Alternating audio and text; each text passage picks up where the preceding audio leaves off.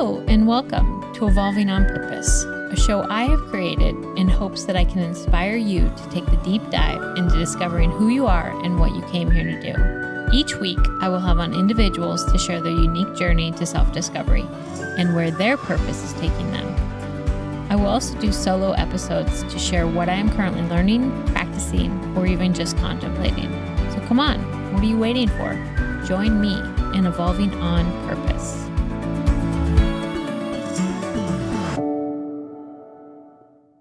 Hello, everyone. Today I have Marjorie Nass. I am so excited.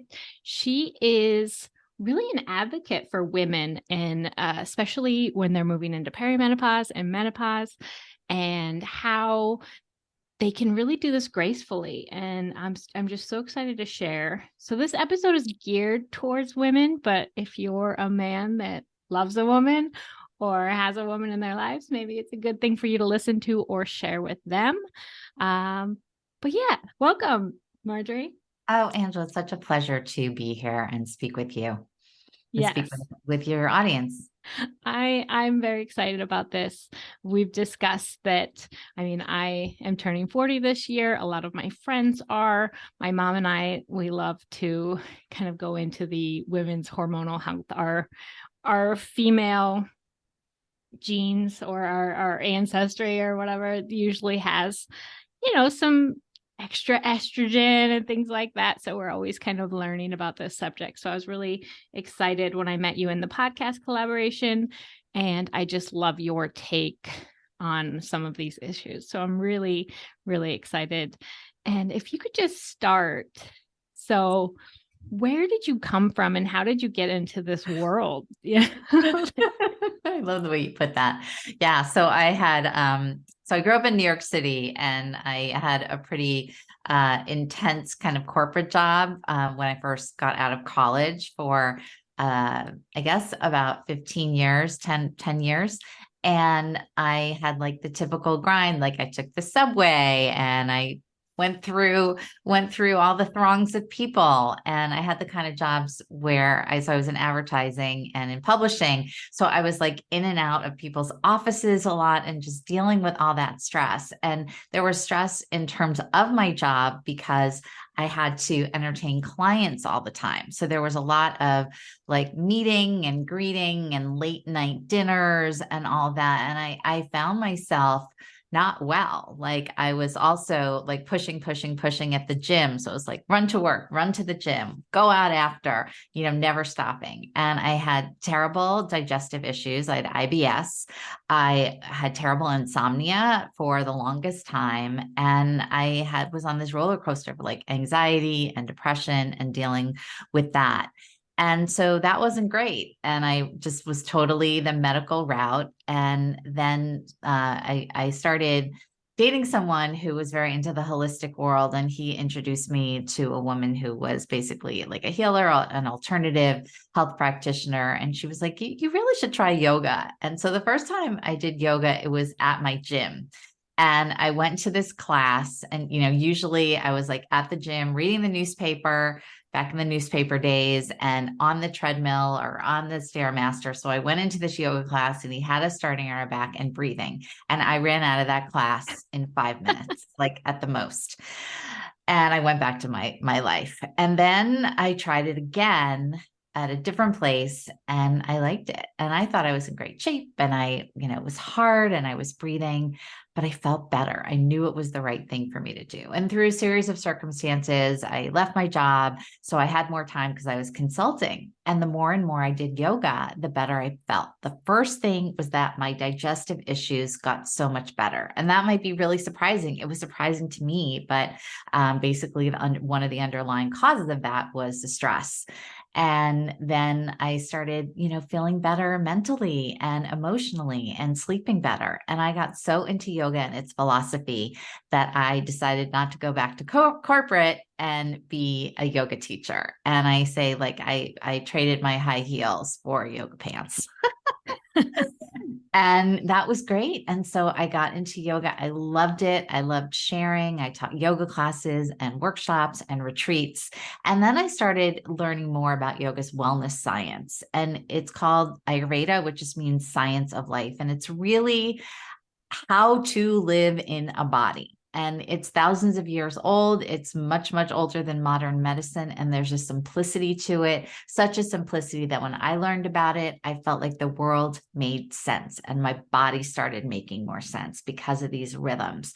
So I started introducing, as I got older, my clients had more and more clients in their 40s and even 50s. And I found that most of them were really struggling through perimenopause and menopause. They weren't sleeping. They were having terrible hot flashes. They were irritable and they were exhausted. So I started sharing what I had been learning into my yoga teaching and my workshops. And women were having an easier time. They had great results. What was really interesting is that the women who were younger, as I've kept in touch with them over 5 or 10 years, they're like, I'm fine. Like, I'm not having issues, Marjorie. So that's how I got into this. And as I went through perimenopause and menopause, it was not really an issue for me either. I've never had a hot flash. My sleep is kind of always up and down, but it's pretty good. And I didn't have that fatigue, that irritability wasn't an issue. And so I'm even more passionate about this work because this is not inevitable. I like to say that the worse that the symptoms are, the more it's because a woman hasn't been living in her body intentionally and hasn't been listening to our body. So that's kind of how I got into it. Now I only work with women in perimenopause and menopause. So a couple of things came up for me there. First, if you kind of wrote this episode off because you're in your 20s or 30s, hey, maybe you should pay attention, right? It might save you in the long run. And then if you're already there, it's really important, right? To kind of figure out some balance. We talked a little bit before this. We pushed record, and I've just been feeling this theme of balance coming through. It's coming from all different angles. And when I spoke to you a couple of weeks ago, we had talked about this episode, and you just kept hitting on balance. It's not this, oh, grab every supplement. Oh, let's make these giant changes. It was all about bringing in balance. And so I'm really excited about bringing that in. I just want to touch on yoga a little bit. So what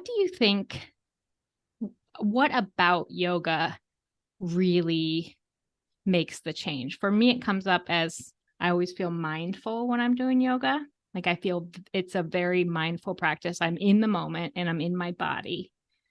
And then we talk a lot about flexibility in the body, equating to flexibility in your life and your mind. Do you work with that at all? That's really interesting. And I want to say, like, there's a lot of different styles of yoga. And sometimes there's a lot of loud music. So I just want to clarify that I'm not against either one of those. But what you said about being mindful is 100%. Like if you are doing a pose, like especially a balance pose, and you're thinking about something else other than your breath and your body, you're going to fall out of it. You might even hurt yourself. So it is those mindful moments in class. And I totally agree about that. And especially for somebody who's dealing with anxiety or depression, those are in the past or in the future. So if you're in the moment with the breath, especially, and we don't have to be doing yoga poses to focus on our breath, that can really shift everything and really help us understand and focus on what's happening in our body. In terms of yoga, it's about flexibility and strength. It has to be a balance. And flexibility, if we think about it, we don't want to be too rigid. This is also part of Ayurveda about what elements we have. So if we're too flexible, there aren't boundaries, right? So when people who are really flexible, they still need boundaries in their muscles. And for people who are super strong and not flexible, that might be something they need to work on in their lives so they're not so rigid.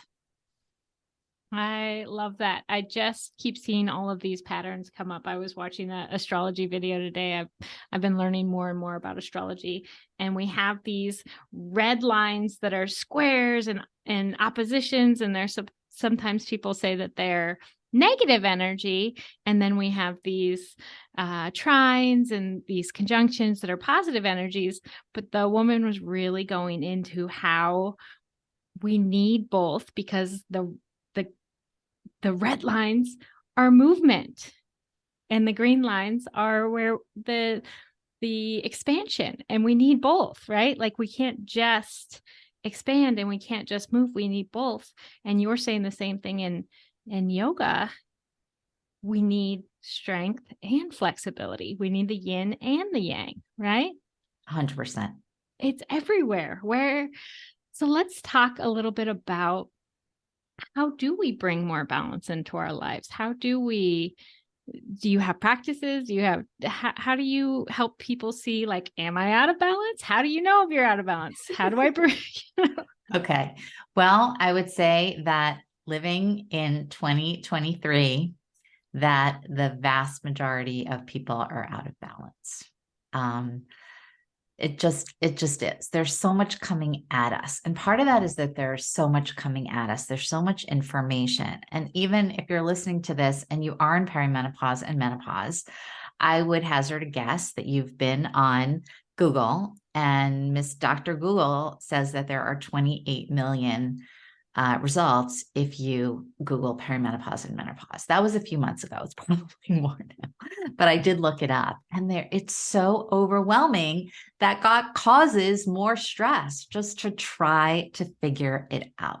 But any sign in your body that you're not sleeping, your digestion is off, you're feeling tired all the time, any of that is a sign that you're out of balance. And of course, we all go through things, but a lot of women tell me that their mood has really changed, that they used to be optimistic in their life. And just like in the last year, everything's just harder. That's another sign that things are out of balance. So I look at being out of balance, and the signs that the body is sending us are signs that we must listen to, because if we don't listen to those messages, they're going to get louder and louder. And this is what happens in perimenopause and menopause. If you haven't been putting your health and yourself first, it's going to be harder. It's going to be harder. And I love what you said about the women 20s and 30s. If you're still listening, the sooner you can start taking care of yourself, the better your health is going to be. And if we don't have our health, what do we have? Yeah. Yeah. My grandma used to stress that all the time when I was 20s, and she was like, you need to focus on your health now. And I've always loved health, but I feel like there's a lot of information and it does become overwhelming. I stressed about it for 10 years, like every single, like I tried every diet and I tried every health regime, and I would take every single thing. I remember crying. I was at a baby shower, and I've had gluten out of my diet for quite a while now, and I probably won't bring it back in, maybe at some point, but right now I don't do any gluten. And she had a gluten-free baby shower, and that would have been a really exciting thing for me. I could have eaten all of the things, but I had been doing this AIP and I had taken out every single thing. And so I had a can of sardines and an avocado that I was eating at this baby shower. And I was just bawling on the front step, like, why can't I get this together? But it wasn't until I stopped all of that, and I gave myself, in 2020, I gave myself a year of gratitude. It was an entire year of, I'm just going to be grateful. I am just going to be grateful. And it was a really good year. Now, the following year, I was like, okay, now I got to do something. And that was a very up and down year, but I needed that, right? So maybe not everybody can drop everything. I mean, 2021 was a kind of a good year for it because I couldn't do anything else. So I was at home a lot, but okay, now the world is speeding up again. We have kids going to practice, or, all of the things going on. How do we bring balance back to our lives? Well, I love that you had a year of gratitude, and that and you saw that it was a good year. And I don't think many people on the planet would say that 2020 was a good year. So that just shows the power of gratitude, which is one of the things that I teach. And when we look at it's so easy for us to constantly be looking at what's wrong and criticizing ourselves for the littlest things. We just do it. We just do it automatically, and we don't even think about it. And we're often in our head saying things we would never say to anybody else. And so it's this inner voice that's really telling our mind and our body that something's wrong. And the first thing that I like to do is appreciate the body and all the things that are going right that we don't have to do anything about if we're fortunate to be in good health like that. We don't have to think about breathing, but we can make our breathing better. We don't think about making our heart beat, right? We don't have to think about getting up and walking if we're lucky enough. And we don't have to really focus when we're eating on like how digestion is going to happen. If we don't focus on those things and all the things that happen for our brain and how our blood is working, it's really a miraculous thing. And for most of us, unless we're in the medical field, we don't think about those things every day. So just, waking up like, wow, I have a bed. Wow, I'm breathing. Wow, my kids are in the next room, and starting out with gratitude and having gratitude all day. I'll give you an example. So I was from New York City, as I said, but now I drive because I live in San Diego. And so somebody told me this, like, because it's easy to get irritated on the road. This is new for me. And like, instead of grumbling about somebody and how they're driving, it's like, well, maybe something's wrong. Maybe they have to get to a hospital, they have to get to a loved one, and who knows if that's true or it's not, but it affects me and how I'm feeling and that stressful situation. If you're running late for something, like, unless you're a doctor, if you're 5 minutes late, like, nothing terrible is going to happen. And like, those things over time, every day, multiple times a day, is going to change how our nervous system is, and it's going to change how we sleep, how our body is functioning. So there's a simplicity in that, right? And I love that you had that year. So Ayurveda, which I mentioned earlier, which is thousands of years old, it's yoga's wellness science, and it originated in India. That our natural state is one of ease and joy. So there's an easefulness in the body when we're in balance.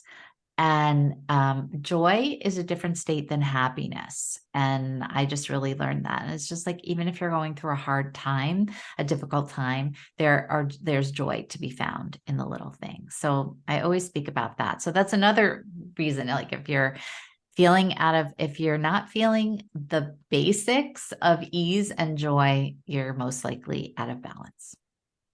I love the sound of ease and joy should be part of our everyday life, and that it should be balanced.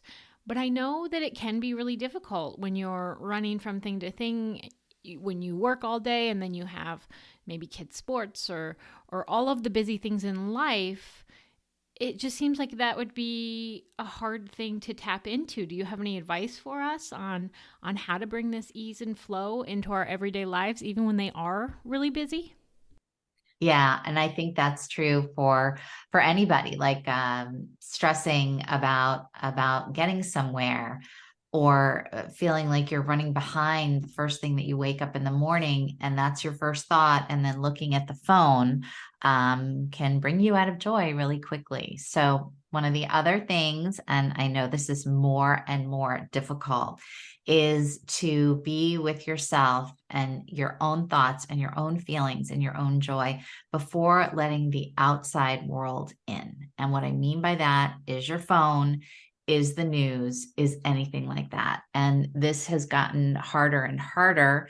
And, I grew up in the 70s and the 80s. And so you had the news at 7 o'clock at night, or 6 o'clock at night, or whatever. And then the newspaper came in the morning. So obviously, if there was an emergency, everybody found out about it, but we could just be with ourselves more. And it wasn't like these constant alerts all the time. So one of the first things that I suggest with people is like turning off your alerts so that you're not getting this like stress of like this horrible thing that happened. Because, and this is what I say, what I teach is like, there's nothing on the news at 11 o'clock that you need to know that can't wait until the next morning.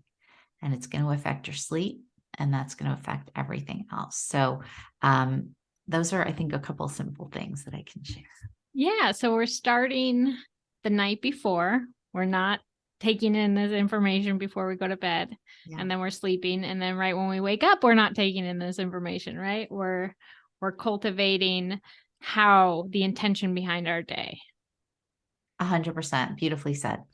Yes. I try all the time. I'm not the best at getting out of bed earlier than I have to. And this is one thing that I'm always working on, because whenever I do it, I love it, but I struggle with it. So right now I get up and I try to, as lovingly as I can, make my kids' lunches without a bad attitude, because I hate doing the same routine every single day. And that's a routine I have to do. Yeah.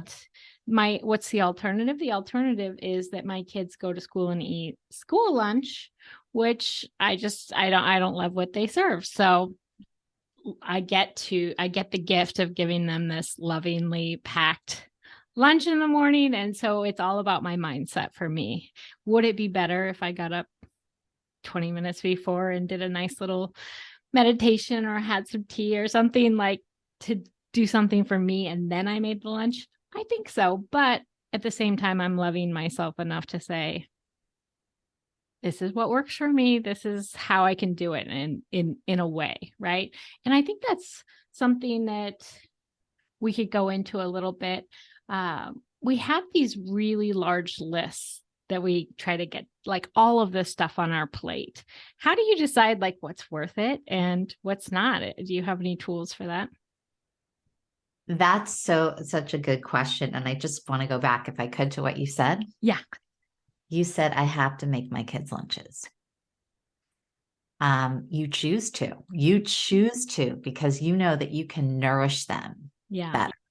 And we've talked a lot about energy, and the energy that you bring, this is a little woo-woo, to your cooking and to preparing food, goes into that food that's going to go into your kids. And it's not just what you eat, it's how, when, where, and why. And this is really profound to me. So, and it's how you're eating as well, and how you're preparing the food. So I think like I choose to, and this energy is going into my kids so that they can be nourished all day long.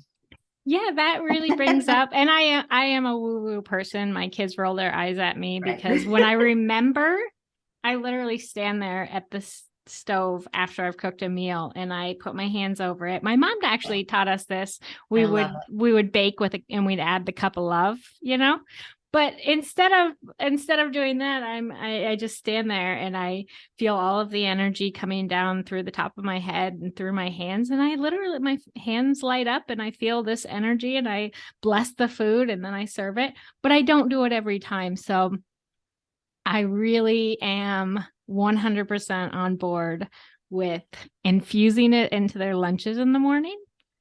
And maybe I'll have to set a timer or something so I remember to do it every night when I cook, because that's 2 opportunities that I get to bless the food that's going into their bodies, Yeah.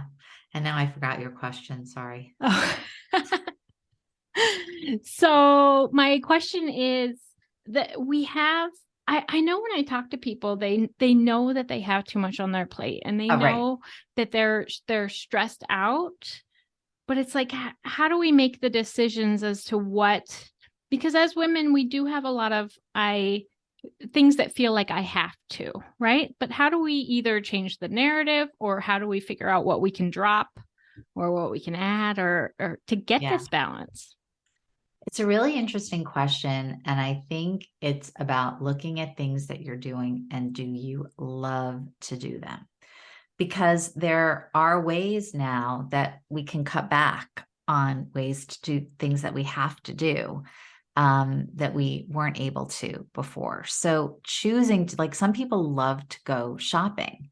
They love to go to the supermarket. They love to go clothes shopping. Um, and some people don't. So now we have some choices, and I'm all about like limiting screen time and limiting time on the internet, but it really can save a lot of time. And I think about, I'm caring for my elderly dad right now. And like, if I had to run around to 5 different stores to find everything that he needs, I wouldn't be able to work. And so now I can go online and order them for him. And that saves me time so that I can take care of myself. So that's just one example, but also choosing intentionally, do I want to do this? Do I want to go to this event? Do I want to, something simple? Do I really want to watch this show, or am I watching it because somebody else wants to watch it with me? Or am I just doing it to de-stress? And finding little pockets of time like that. And a lot of us, it's really hard, especially if some of our work's on social media, is to get lost in that. And then like half an hour goes by. So we feel like there's not enough time.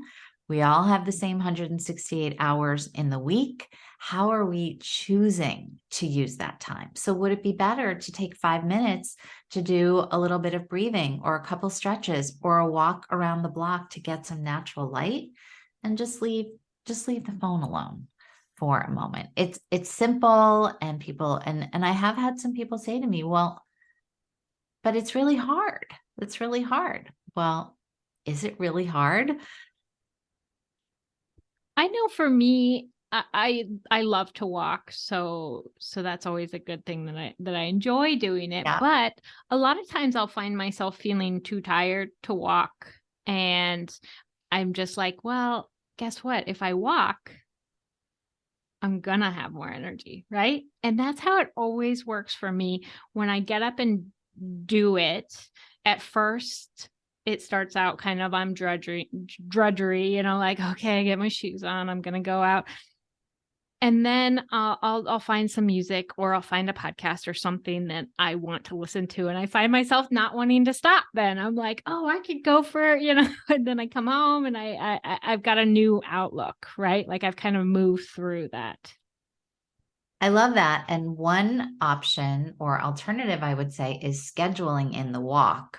So before you get tired, because one of the reasons that you might be tired is that you haven't moved, and you haven't been outside, and you haven't been breathing, and you're, focused. So one of the main things that I also focus on is that we really don't want to be sitting too long.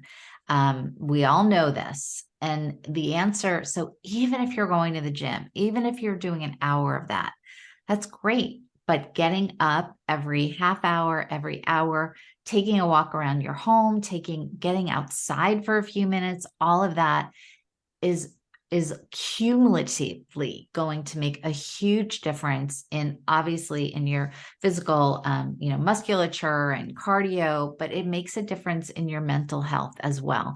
And getting outside for the natural light, even if it's cold, even if it's hot, it's so valuable in terms of setting our circadian rhythm so that we're awake when it's daylight and we can sleep when it's nighttime. So that's one of the daily cycles that we talk about in Ayurveda. So preemptively taking these little breaks before you get tired, because the fatigue is a message, right? If we look at it that it's a message, then we can listen to it. Yeah, that's a really good point. When I worked at an office and sat in a cubicle, I would alternate. If I had to go to the bathroom, I would use the bathroom on another floor. So I'd have to walk up the stairs, go to the bathroom, walk down the stairs, go back to my desk. And then every 15-minute break, I made sure that I either walked the stairs or walked outside, no matter what.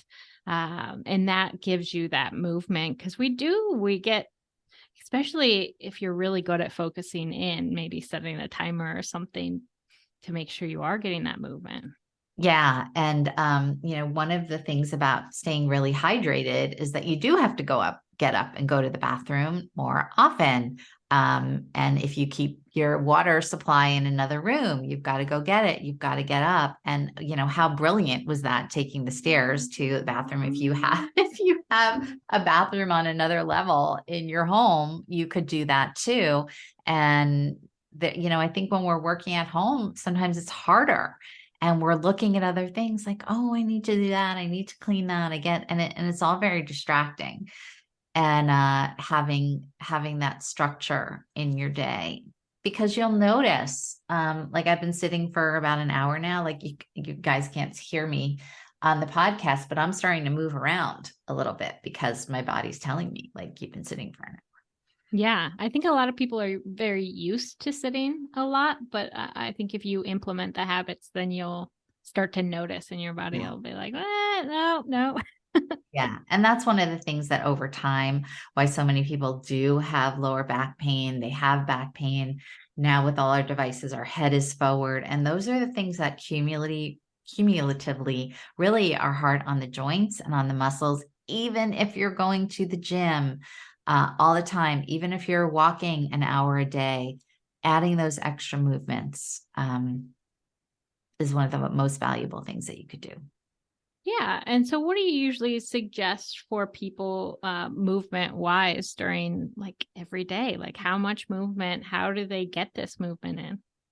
Well, I intentionally use the word movement and not exercise, because exercise, we think of like, oh, I have to get my heartbeat up, I have to be sweating, and movement is just moving your body. So it could be as simple as taking a walk. Like walking totally counts as movement. It doesn't even have to be that fast. If you want to walk fast, you can, but it doesn't have to be. It's just moving the body without, in some way, because you're not sitting. So a walking break, I'm all into a stretching break, which also can be super simple. It could be a couple of yoga poses, a stretch yoga pose, or a more active yoga pose, just to open up the body. If you don't know what those are, you can, and if you're not a yoga person and you want to do some quick, like little weights, you could do that too, just to focus on the sensations in your body, whatever it is. I also really like body scans.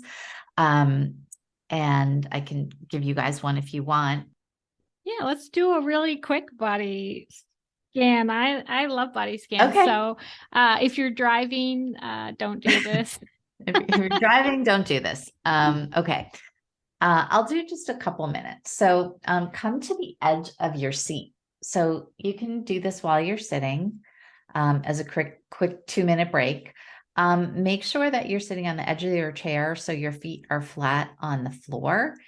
And please move your hands up toward there on the edge of right where your hip and the top of your thigh meet. So there's a little bit of a crease. Slide the palms of your hands back and gently press down. So this is a very grounding sensation when we push the thighs down or towards the backs of the legs. And you'll feel a little, movement in your back. Don't do it so intentional and intensely that you're feeling like your back hurts, but just keep your hands there and then relax and feel your feet touching the floor. And take a deep breath in. Ideally, you're breathing in through your nose so that your belly goes away from your spine. And as you exhale, the navel's drawing towards the spine. And we're just going to focus on the breath as you feel the sensations as you push your feet down, up to your knees, the tops of your thighs, where your hands are meeting the thighs.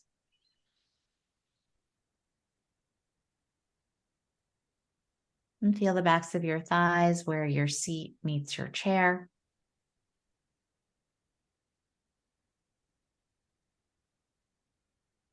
And feel into the back of your spine. You can sit up a little bit taller as you press your hands into the thighs. And feel your outer hips connected with the chair as well. And feel that energy rising all the way up to your chest.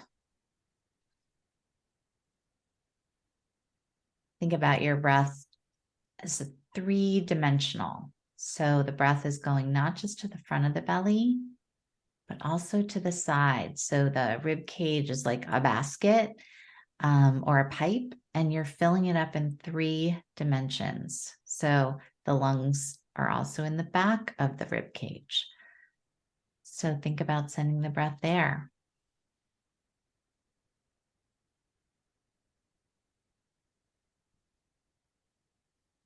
And relax your arms, relax your hands, and feel the sensation, the subtle sensation of your breath coming in through your nose, through your nostrils.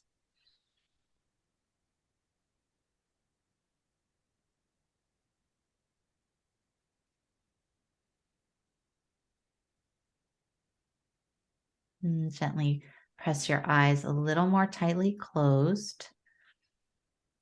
You feel that energy around your eyes. And relax.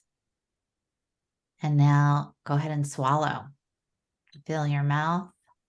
You can actually feel the energy going down through the esophagus. And you're really feeling you might even feel it down into your stomach.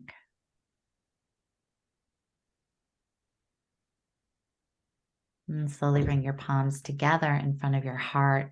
Just very, very lightly feel your fingertips. And then bring the palms of your hands together and the knuckles. Take a deep breath in and really honoring your body, its strength, its wisdom. And then take a little bow to yourself.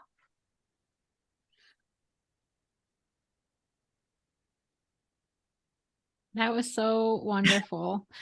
Good. And that's something you could do anywhere, right? Like I do it sometimes if I had a really busy day and I go to the soccer field and my kids have practice and I'll just kind of be sitting there on the sidelines. Somebody might think I'm a weirdo because I might close my eyes and ground for a second, but you could do it anywhere, right? Absolutely. You can do it in your car before you start your car. And that is a really good way to get behind the wheel. Yeah. I love that. I love that. Or right before you go into work so that you come in this calm state and everybody, it doesn't matter what somebody says, you can absorb that and give them back a better energy. And I like the body scan in particular because it connects us with our body, which is going to ground us more. You might even notice that my voice like dropped a little bit because I'm so in my body now. Yeah, I feel very calm and centered, and that's a really good way to go into social interactions or driving or anything that might be stressful. Just kind of, and I really loved putting the palms. I've never done that before, but putting the palms of the hands on top of the thighs and pressing down to get that extra grounding, because that's what we always are kind of looking for in this world, right? Yes. Oh, that was so beautiful. Last kind of question that I have, and we'll see how much you can even give us on this in a couple of minutes that we have left.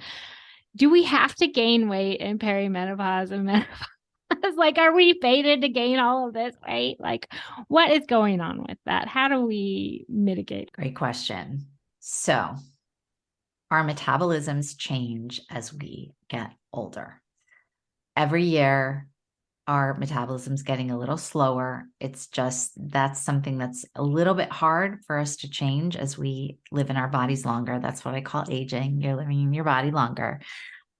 So if we do the exact same things that we've been doing year after year, decade after decade, it's not going to work anymore. So a lot of women that I speak with, have been doing the same routines essentially with some changes. Maybe they've gained a little weight. They've been able to lose it.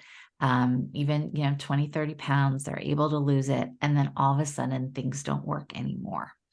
And that's because the way the body is working is a little bit, our hormones are changing. And I keep the talk about the hormones super simple. It can get so complicated. So let's keep it simple.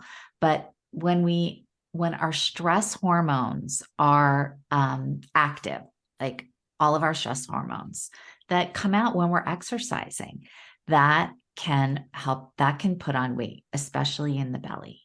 So if we're still doing this intense exercise, it's not going to be helping our metabolism anymore. It's going to be stressing us out too much. So this could be true for younger women as well. But if we're so stressed out, our body is going to hold on to weight because evolutionarily, that's what it needed to do, right? That was a healthy thing to be having more weight at that time. Our bodies haven't been able to change as quickly with how the world has changed so quickly over the last 100 years, and especially the last 50 years. If you're eating the same amount as you were eating 10 years ago, I don't advocate counting calories, but for those of you who are, it's not going to work anymore because our bodies are different. So if you're not changing anything, you're going to gain weight. The other thing, which makes it not inevitable, is your sleep. If you're not sleeping, more stress hormones are going to come out. Your body's not going to be relaxed. Just some insomnia is going to put on weight. And here's the thing, if you can ever remember a night where, or a few nights, or where you were really stressed, where you didn't sleep, how much hungrier were you? Yeah. You're just hungrier because your body needs more. So if you're in that kind of state, some of us don't get hungry, but most of us like want to eat a little more weight. So it's so much more than the food, you guys. If I could give you one thing, gaining weight is not just about the food. Yeah. I'll say it again. It's not just what you eat. It's how, when, where, and why you're eating. So that too much exercise. A lot of women are like, well, I'm adding more exercise. I'm doing more exercises. Now I'm exercising for an hour a day instead of 45 minutes. And I mean intense exercise. That can actually be contributing to weight gain. It's very counterintuitive, isn't it? Yeah. So what I've kind of taken away from today is, how are we starting our day? Are we getting sunlight in our eyes? Are we not starting the day in a stress state? Throughout the day, are we drinking enough water? Are we getting enough movement? Are we inserting things that get us in our body, like the body scan or yoga or something like that, to be mindful? Moving through the day, I mean, are we blessing our food? Are we, what are what are the thoughts that we're thinking about the things that we're doing? Moving into the evening, are we, and if we're doing all of these things throughout the day, we're not in a fight or flight, right? We're not in a stressed out. And then if we don't take in negativity or scary things before we go to bed, and we've done all of these things for our hygiene, we're going to sleep, correct? Correct. And then we sleep and we wake up in a better place, and it compounds. Correct. And I just want to point out that everything that we talked about is at no cost. Yes. No financial cost. Yes. It's only benefiting us in terms of how well we'll feel. So how good we feel. It's not about going to buy more supplements. It's not about, getting a fancy trainer. It's about simple things that make a big difference. It's not about going to sleep an hour earlier. Go to sleep 5 minutes earlier. Just turn off the TV. I know it might not seem easy, but it is simple. There's a simplicity to this. Yes. So maybe just start by implementing one of these and figuring out how to get to this being your life, correct? Yes. And I want to add one really important piece that we didn't touch on, if that's okay. Yeah. So thinking about the bigger why in your life. So why do you, if you're thinking about, oh, I got to get off my phone, that's going to be hard. It's going to be distracting. But if you think about, wow, when I put my phone down, I get a little more sleep. I can wake up a little earlier and I can take care of myself. And when I take care of myself, I'm a better mother. I'm a better partner. I'm a better friend. I'm a better community member. That you are doing it for yourself so that you can help others. What's your bigger why? Your mom's a grandma. like I call it being the cool young grandma that like the grandkids can't wait to go do fun things with because they're not, they're not tired and they're not achy. And that's going to be able to allow their parents to be able to take care of themselves and have a break if their grandparents are young, if you're fortunate enough to be in that situation. So all the bigger reasons why you can keep contributing to the world in all the ways that you can, but only if you're feeling good. Yeah. I love the why. That's how I live my life. I have to make a really strong why, right? Like I can do anything if I have a really strong why. Yes. So I love bringing that piece in. Thank you so much. Now, if people are listening to this and they're like, okay, this is great, but they are the type of person that really do best with someone. They need Yes. maybe some extra coaching or maybe somebody to keep them accountable or to walk them through this. This is what you do, correct? This is 100% what I do. I love helping women to thrive through perimenopause and menopause. So tell us Yeah. about what you offer and how Yeah. people can find you Yeah. and all of that wonderful stuff. Well, thank you so much. So, the first thing I offer is a free masterclass. It's called 5 Shifts to Thrive Through Perimenopause and Menopause. So, I recommend women start there, and you can find that on my website, which is marjorienass.com. And women who are interested in learning more, they can speak with me. And I have you can put this in the show notes, but I have a free breakthrough session that women who want to find out more can contact me, and that's Marjorie Nass Masterclass /apply. I'm sure you'll put that in the notes. And what I do, and this is my 20 years of experience, is I've cultivated and created a system, a unique system that works with the body's natural healing.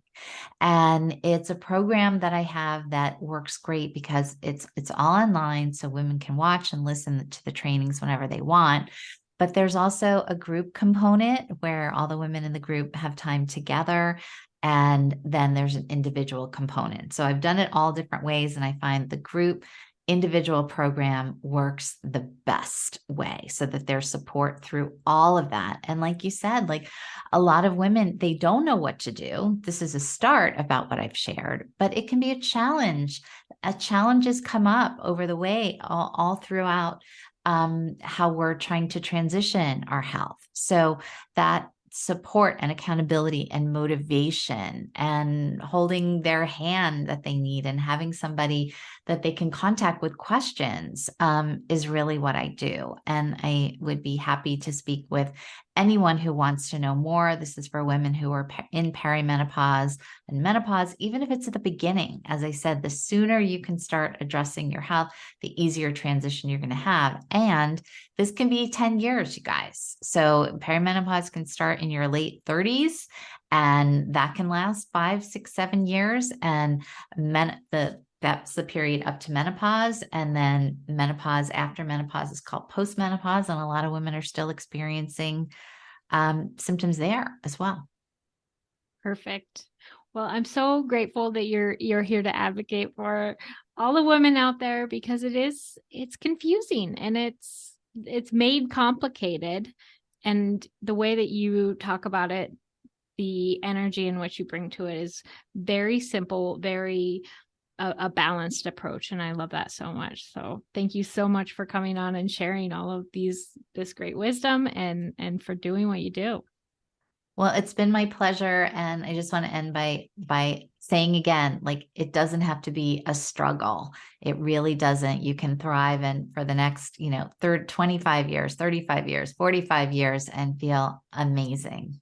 Yes. Yes. That's what we need to know. It's not normal to have all of these symptoms. It's abnormal. So It's common. it's Common, common. but it's not normal. And that's also part of the issue is that women are commiserating about one woman said they have a support group and all they do is complain all the time. Like that's not really going to be helpful. But if you're, you're surrounding yourself with people who have the same things, it's going to seem normal. Yeah. Yeah.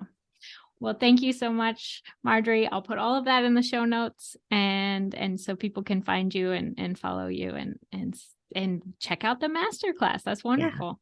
Yeah. Okay. Thank you so much, Angela. It's really been a pleasure speaking with you. Thank you. Thank you, everybody, so much for listening. I loved having Marjorie on the show to talk about this subject because I've listened to a lot of podcasts, a lot of experts on hormones and health and wellness and all the things, and all of them keep pointing back to all of these tests that we have to take and all of these supplements, and I come back with $1,000 worth of tests and supplements that I'm going to need to implement to kind of cure this imbalance. And I don't believe that is the only answer. I do really truly believe that when we bring more balance into our lives, our bodies follow and they become more balanced. And maybe it does take a little bit of play because we are all such different individuals.